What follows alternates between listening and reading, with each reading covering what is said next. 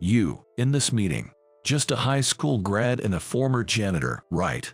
It's unbelievable that someone with such low education and bottom-tier background was headhunted by this company, and now you think you have a seat in this meeting. Plus, there's one seat short. Your attendance must be a mistake. Haha. At my new job, I attended a meeting. There, an elite manager named Jack, who was already present, scoffed at me with a snort. I never said I was your subordinate, and the reason one seat is missing is because you weren't invited to the meeting. It seemed he didn't know why I was there. I am Mike. I'm a 34-year-old who works at a local cleaning company. This job may not have a great reputation in the general public, but it's actually full of discoveries and very fulfilling. How can I clean more efficiently, and how can I make it cleaner?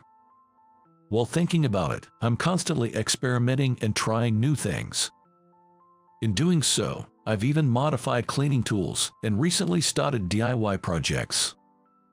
I often find myself thinking, it would be nice if the detergent itself was like this, or if only there was an ingredient that could remove this kind of stain.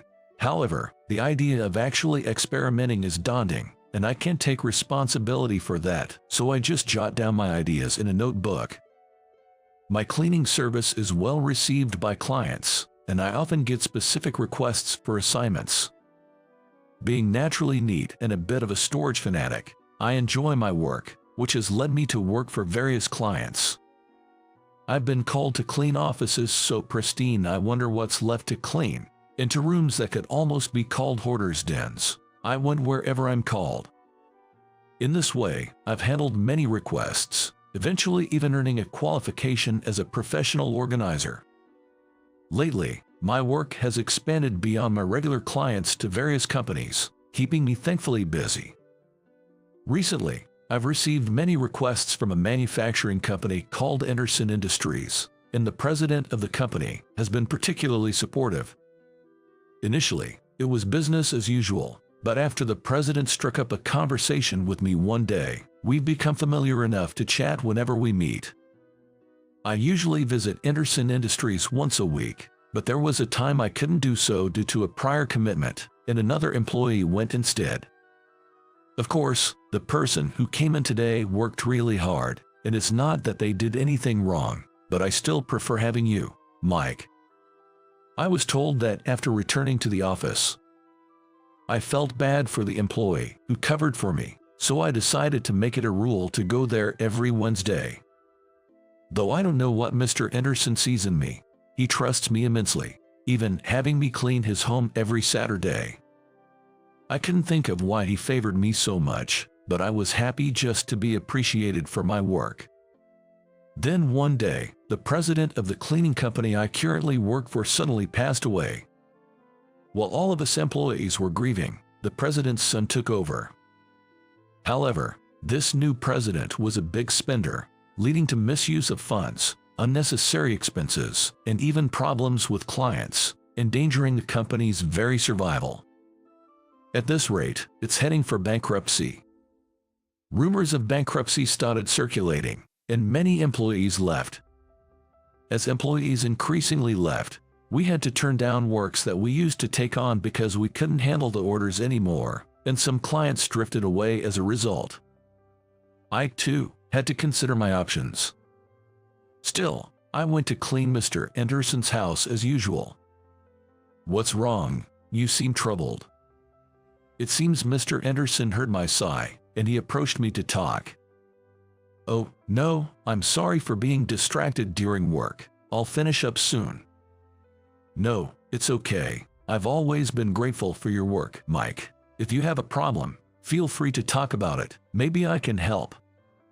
Mr. Anderson forcibly took my cleaning tools and made me sit in a chair in his office.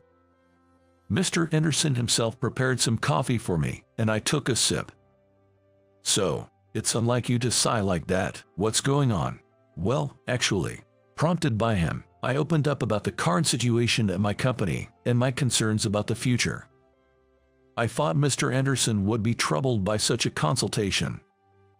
Yet, once I started talking, I couldn't stop, and before I knew it, I kept talking and spilled out everything. However, Mr. Anderson just listened, nodding. So, that's how it is. Thank you for continuing to come to my house despite such difficulties. He said this with a smile after I finished telling everything. No, I'm grateful to you, Mr. Anderson, for always requesting me. I'll come no matter how busy I am. That's good to hear. I've never seen anyone do cleaning work as happily as you, Mike, but at this rate, you might not be able to come to my house anymore. You're right. If things continue this way, the company might indeed be in trouble. I guess I really need to consider switching to another cleaning company. As I was thinking this, Mr. Anderson suddenly made a proposal. If it's okay with you, Mike. Yes.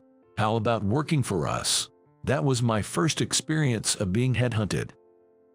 I beg your pardon. Honestly, there's nothing I can do about your current company, but I'd hate to lose you. Oh, if you switched to another company, it's not guaranteed you'd still come to us. That's true. So, it seems faster to hire you directly. Mr. Anderson smiled warmly. I blinked several times, unable to believe what I was hearing. Headhunting a cleaner? I've never heard of such a thing. But looking into Mr. Anderson's eyes, I could tell he wasn't lying. Besides, he's not the kind of person to tell such lies. How about starting as soon as tomorrow? Mr. Anderson immediately called his secretary and announced that he was hiring me. The secretary glanced at me and agreed. It seemed that he was serious. Starting tomorrow is a bit sudden. I have other client requests to fulfill. Haha, I guess I was too hasty. Sorry for rushing you. No, it's fine. But I would prefer you start as soon as possible. Could you talk to your boss as soon as you get back today? Once things are settled, please contact me right away. He handed me a business card with his phone number written on it. Are you really going to hire me? Of course, you know how much I value you. I want you to continue your work here. Thank you. And so, my job switch was settled surprisingly smoothly. 2 weeks have passed after being headhunted by Mr. Anderson. I officially resigned from the cleaning company and joined Anderson Industries. Today is my first day at work. Feeling a bit nervous, I adjusted my collar, checking for dust and stains on the suit I was wearing. This suit was actually a hand-me-down from Mr. Anderson. Since I had joined a cleaning company immediately after high school graduation, I never had the occasion to wear a suit and only owned a recruitment suit. I was thinking that being 30 plus, wearing the recruitment suit is probably not a good idea.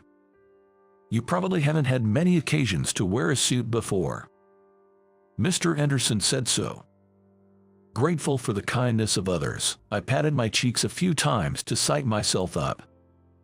After entering the building, I asked the receptionist to inform Mr. Anderson of my arrival, and first went to greet him. "Oh, Mike, you're here. Good morning. I look forward to working with you." "Yes, I'm looking forward to it too. I have high expectations for you." "Thank you, I'll do my best." A secretary was assigned to show me around the office. Feeling humble, I visited each department to introduce myself. Everyone in each department knew that I had been coming and going as a janitor, and many had become familiar faces over time, so there was a welcoming atmosphere. Finally, I headed to my new department, the product planning department, and introduced myself to everyone. "Starting today, I'll be working with you. My name is Mike. Nice to meet you." Though nervous, I was relieved to be warmly received. Then, I noticed one empty seat. "Whose seat is that?" "Oh, that's Jack's seat. He's been in a meeting since this morning and isn't here right now." "I see." Nodding at the words of the woman from the planning department, I suddenly remembered that I was also supposed to attend that meeting. I quickly checked the time and then hurriedly asked for and headed to the meeting room location. Fortunately, there was still a little time before the meeting started, and only one other man was present. This man was probably Jack. I needed to greet him properly. Are you Jack? I believe. I apologize for the late introduction. I've been assigned to the product planning department starting today. My name is Mike, and weren't you just the bottom-rung janitor here until last week? What are you doing here? Jack cut me off mid-sentence and confronted me. Mr. Anderson instructed me to attend this meeting. You, at this meeting, you're just a high school graduate and former janitor. How can a person with such low education be recruited by this company, let alone have a seat at this meeting? There's one less chair than needed, meaning there's no seat for you. As Jack aggressively confronted me, I scratched my head, wondering what to say. Well, first of all, that seat is mine, so I'm definitely attending the meeting. Jack, I said I belong to the product planning department, but I didn't say I was your subordinate. And about this meeting, you don't need to attend, so the number of people is just right. What? Not a subordinate? Impossible. As Jack said this, he looked at the nameplate on the seat I pointed to. What does this mean? The nameplate read, Product Planning Department Head, Mike. Nothing much, just that I've been appointed as the head of the product planning department from today. Jack, you're my subordinate from now on. This can't be happening, Jack shouted, throwing my nameplate to the floor. Just then, the door to the meeting room opened and the executives gathered. Hey there, Mike. It's your first day today, right? Looking forward to working with you. Early start, everyone's got high hopes for you. Counting on you, buddy. As everyone greeted me warmly, they took their seats. Although Jack was breathing heavily with anger, the scene in front of him seemed so unbelievable that his expression gradually turned into one of utter confusion. In the midst of this, someone kindly picked up my name tag that was dropped on the floor. Mr. Anderson, good day to you. It was Mr. Anderson. Mike, any trouble here? As he returned my name tag to my desk, he looked curiously between us. No, nothing at all. Is that so? By the way, why is Jack here? Well, the workday should have started by now. We have a meeting soon, so you should head back to your department quickly. At Mr. Anderson's words, Jack grumbled something under his breath and left the meeting room, looking unsatisfied. All right, everyone.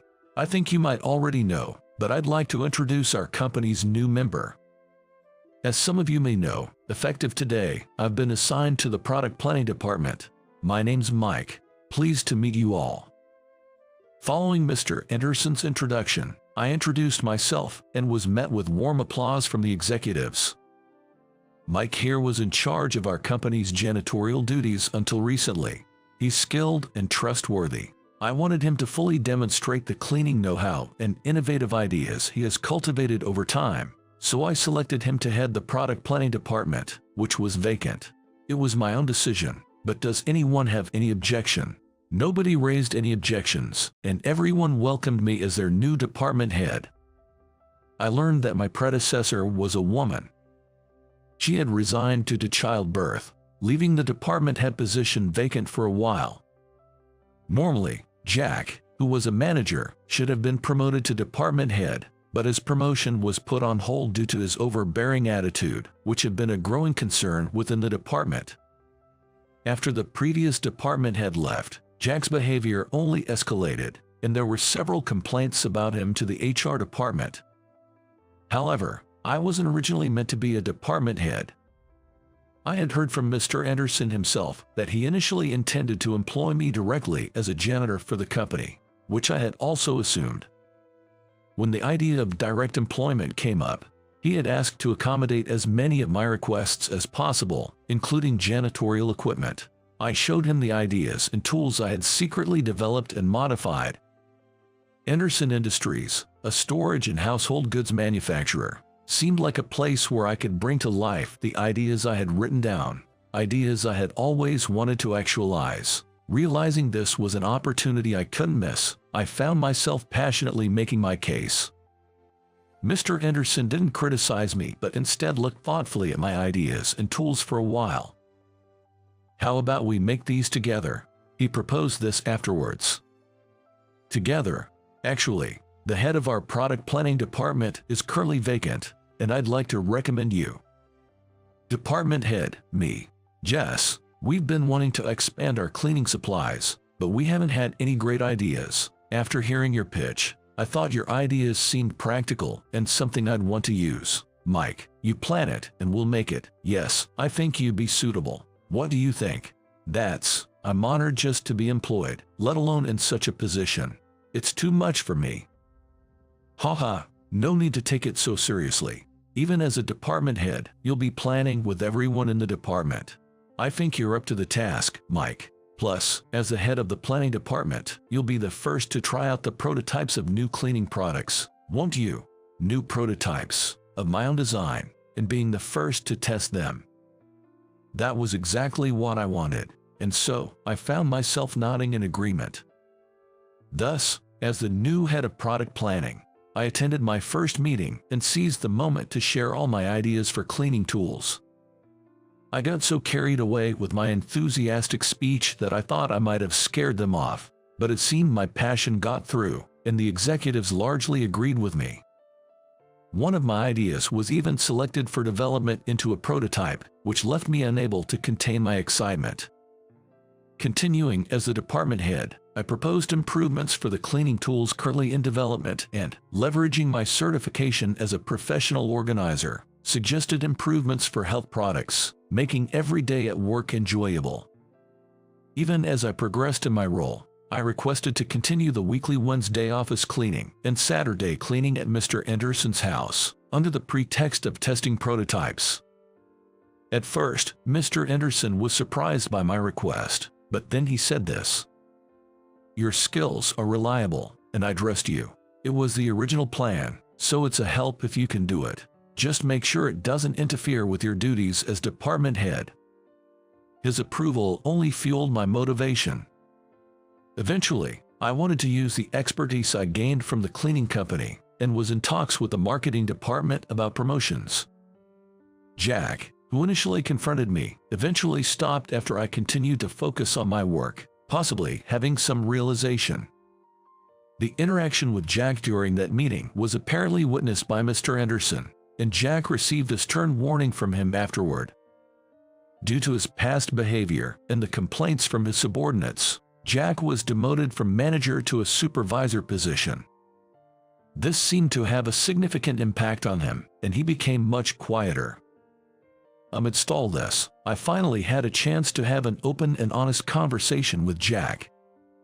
While we're at it, let me ask you, what was your dissatisfaction with me? Was it because of my low education, or because I was just a janitor who suddenly appeared out of nowhere? Well, yes, that's about it. At first, Jack hesitated to speak, but as I persistently questioned him, he began to share his thoughts bit by bit. Jack graduated from a prestigious university and was confident in his academic achievements. However, it turns out his preferred company was elsewhere, and he didn't secure a job offer there during his job hunt. Feeling confident about his educational background, he was deeply disappointed when his life didn't turn out to be the elite career he had envisioned. Despite being hired at this company, his enthusiasm eventually turned into resentment, thinking, "I can't end my career in a company like this." Even under the previous department head, I couldn't accept working under a woman. I looked down on her, thinking, "How dare she, being a woman?" I even resorted to harassing her behind her back. Is that so? After she left, I naturally thought I, as the manager, would be promoted, but then, to my dismay, someone with lower level of education became my boss. It felt so empty, wondering why someone who just showed up out of nowhere gets valued and becomes the head, while I get no recognition at all. That's probably why, right there. But even if you say that, Jack, looking down, seemed not to fully understand what he had done wrong.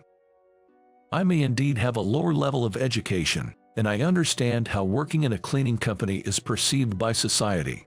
I just like the job of cleaning, not because I had any special confidence in myself. However, thoughts like I want to create this kind of product, it would be better if it was like this, or this might make it easier to use and lessen the burden. I believe I have more than anyone. I'm not creating these things just to be evaluated by a supervisor. I did the cleaning work originally because I liked it. The previous department head probably planned things from a woman's perspective, closely aligned with the consumers. That's why she became the department head. It's not about being a woman or a man. It's about being evaluated based on achievements, which you, Jack, should have known better. But what about you, Jack? Have you ever thought about the consumers? Have you considered this could make it better, or let's try this? Have you only been thinking about getting evaluated yourself and not empathizing with the consumer's feelings? That's maybe true. It's about that. The most important thing in the product planning department is probably that mindset. Maybe this department isn't the right fit for you. Maybe even this company. Everyone has their strengths and weaknesses. If you want to be valued, you need to find the right place for yourself. You won't get the appreciation you want if you don't stand in the right ring. Jack couldn't argue against my words and was at a loss for words.